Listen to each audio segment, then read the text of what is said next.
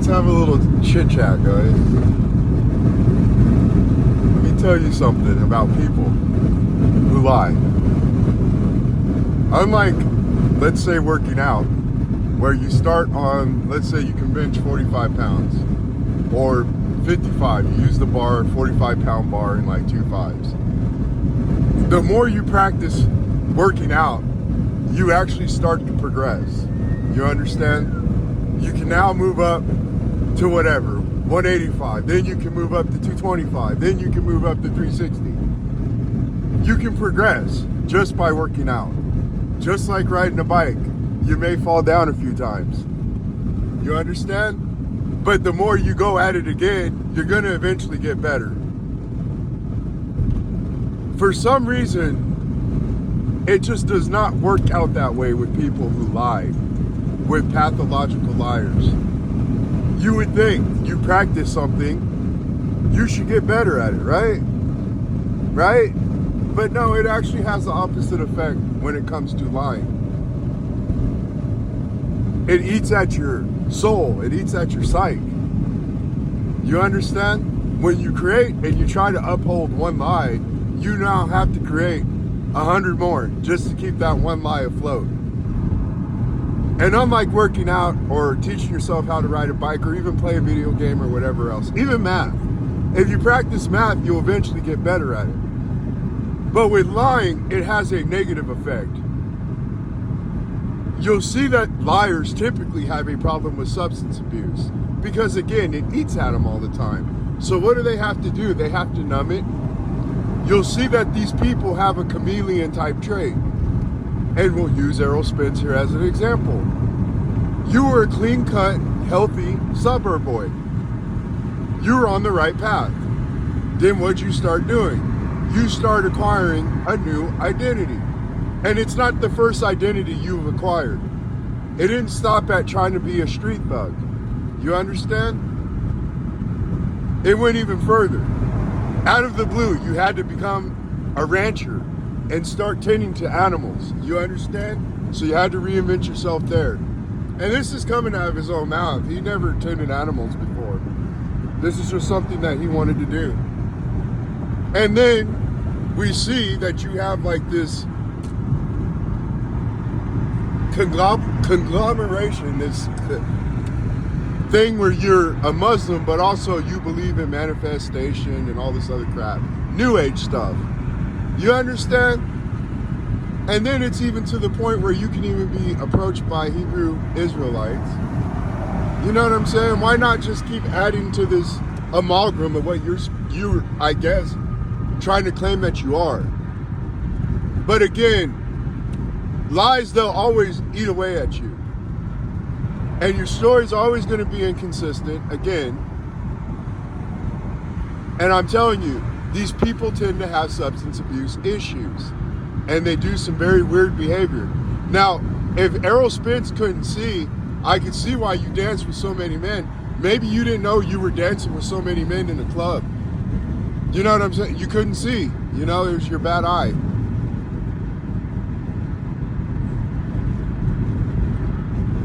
But Ishe Smith, he pretty much hit the nail on the coffin. This dude done forgot his last lie, and that's my point. When you are a pathological liar, when you're fake, it gets to the point where you even forget your own lies. You forget, oh, I did say that. You understand? And it's a way to expose you.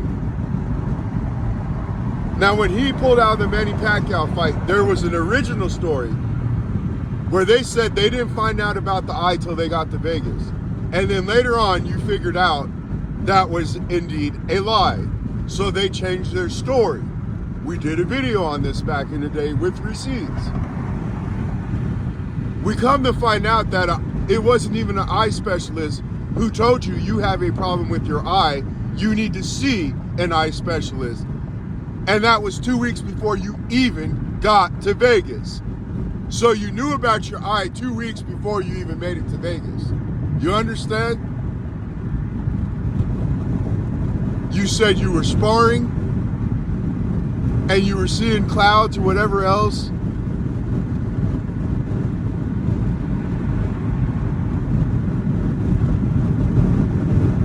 and you screamed and you're like my eye and whatever else.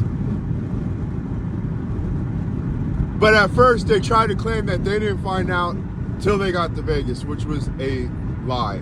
You understand? And then again, when you're a pathological liar, you forget that when you're trying to create a new narrative, a new lie, it's going to screw with another lie that you've done in the past. And in this case, again, Ishe Smith called this crap out. You had to see an eye doctor and you had to get cleared. Now, for those of you who know that even when you take a physical for a job, there can be criminal implications in that doctor who cleared you. Job can be at risk if you fail to tell him the truth about anything. You know what I'm saying? It's best that you should tell these people who are checking you out if you have issues. Do you have heart problems? Do you have problems with your hearing or sight? Do you know, they check you for hernia.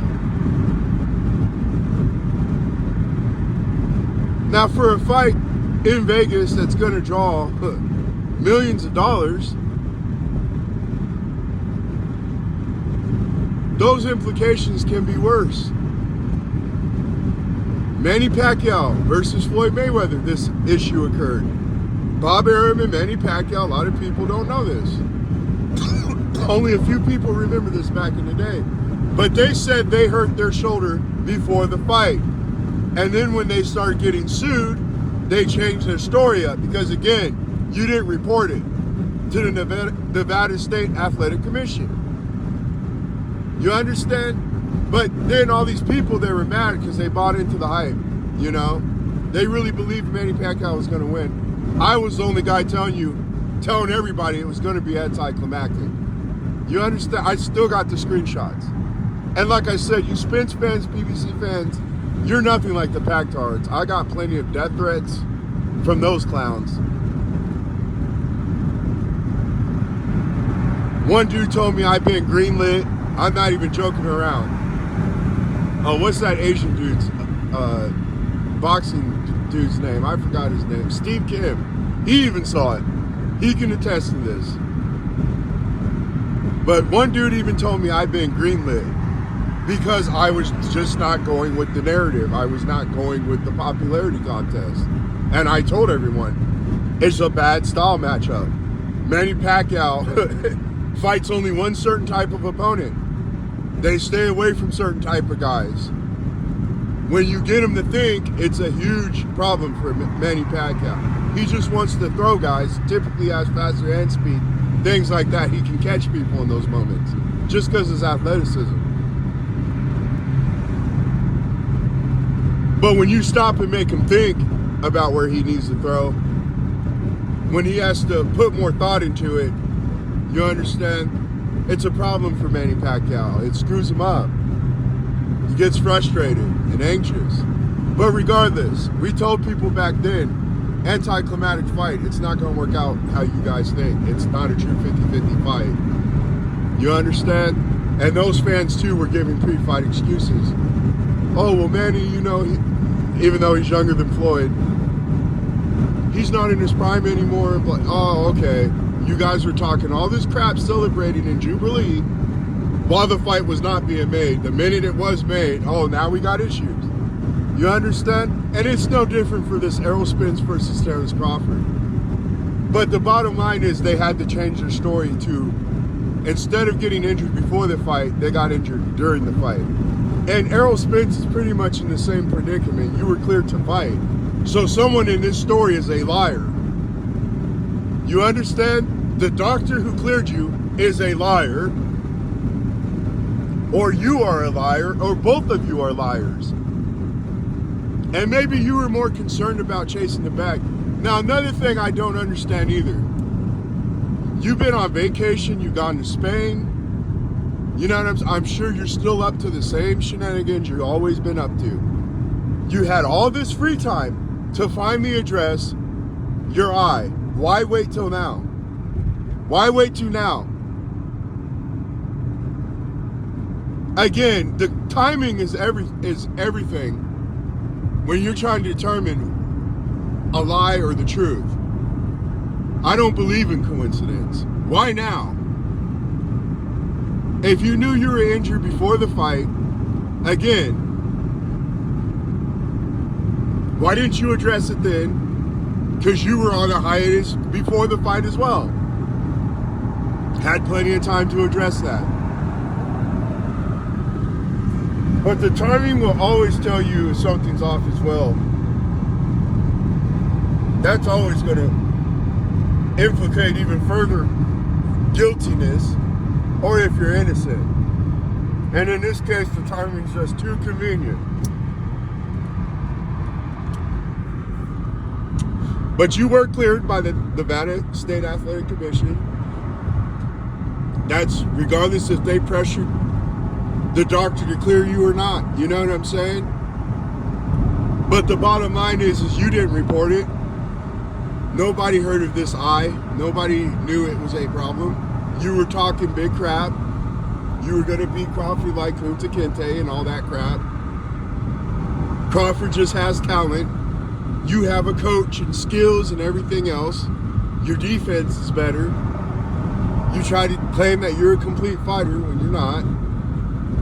And here today, finally, after you done pushed the rematch back already, it went from December to February, March. Now we don't know when this thing's going to happen.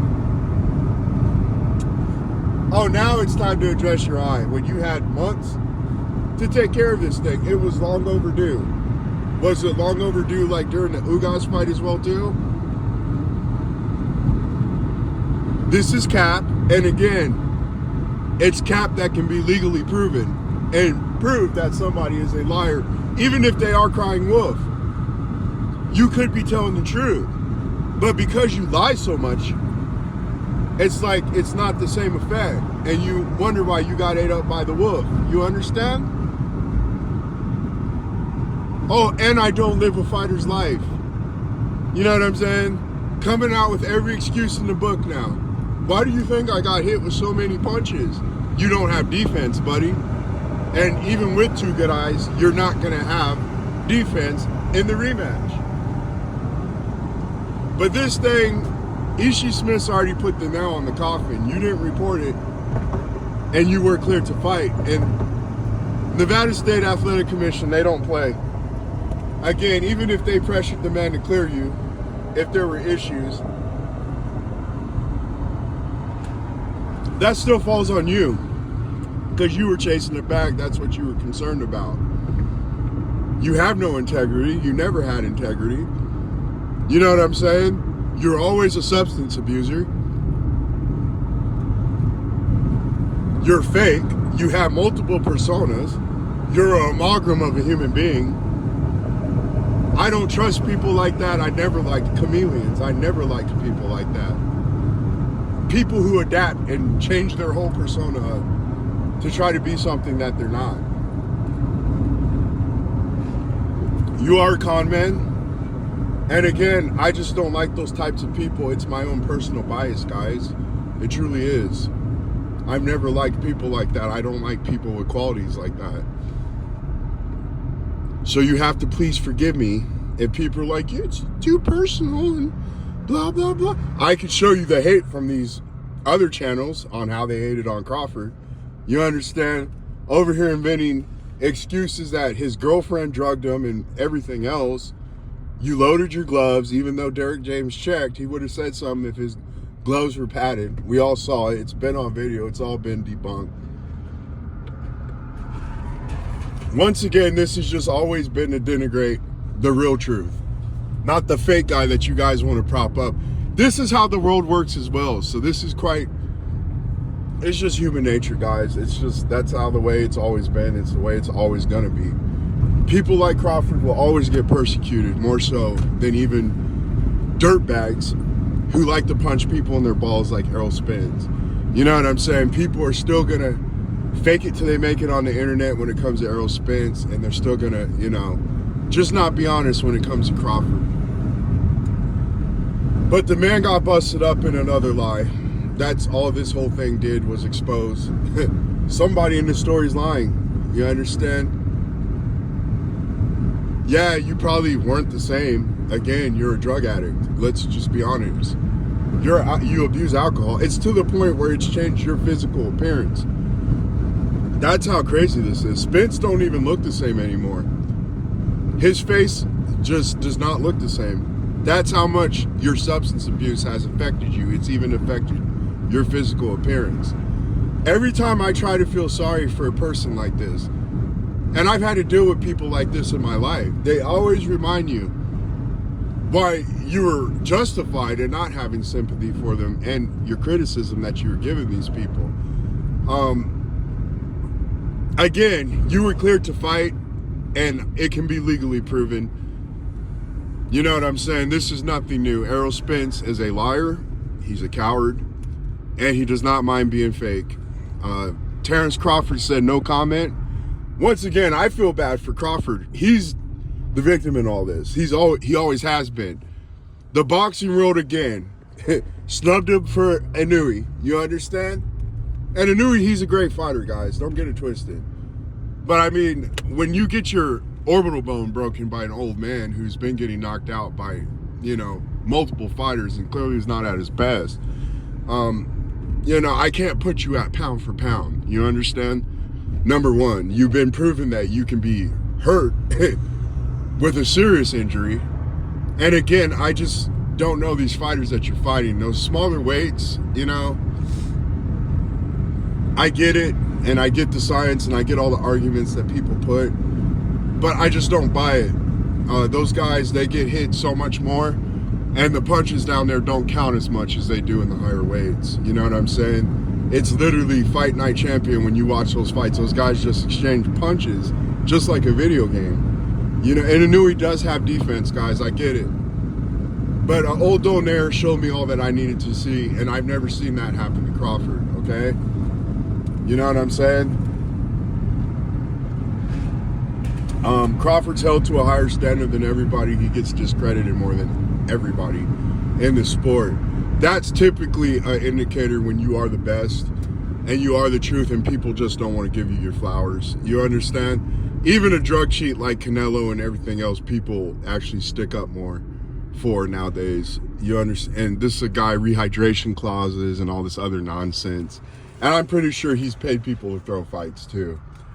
Again, this is a guy who chooses his own mandatory. A guy who just got busted off PEDs, 2-year layoff. Crawford doesn't do that type of crap. You understand? But we just got to call a spade a spade. Crawford is an individual that just does not fit in current world standards. He's a guy who tried to be loyal and true.